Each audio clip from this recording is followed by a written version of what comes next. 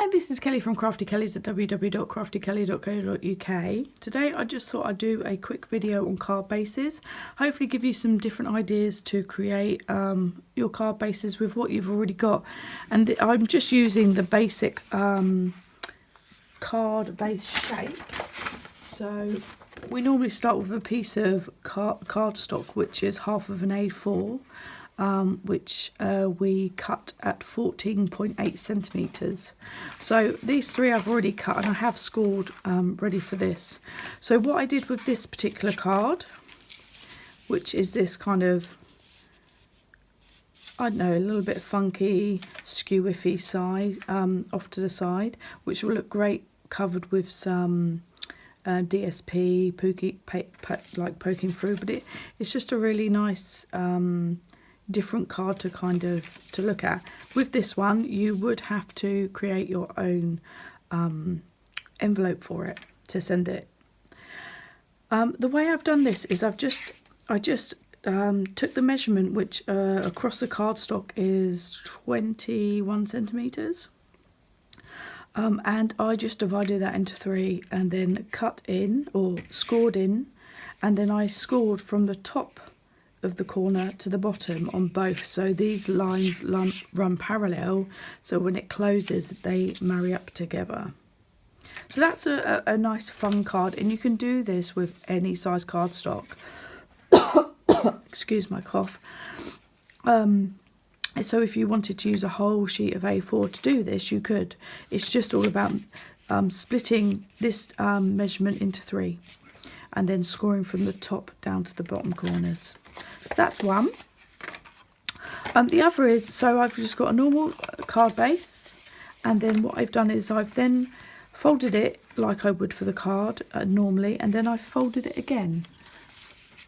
So then it's like this, half of the half. And then what you can do is you can attach a piece of cardstock to the front of it, and then, but only attach this tab here, not this one, and we can create an easel card with it. So I will bring you an example. A card I made in one of my previous videos is an easel card.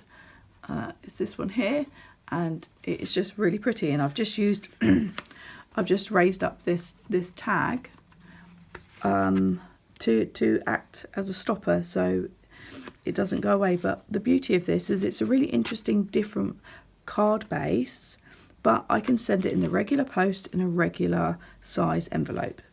So that's another idea. So we've got the easel card, and you can do these in loads of different shapes. So if you want to do a long card and open it out the other way, so sorry, instead of opening this way, just say it opened out that way. You can do the easel part as well, same method, half your cardstock, then half this again, and then you've got your hinge. So really great idea there. And then for my last one I wanted to share is the gatefold card. The way I work this out is, so this part of my card base is usually 10.5 centimetres, so I know that. So I've got 10.5 centimetres. I need to half, so I can get half on each side, which was about 5.25 centimetres. Either side I scored in, so I scored it, flipped it over, then scored it again. So that should be about 5.25 centimetres to get my gatefold. And these are great because, once again, this is a regular size card base, so we'll go through the post.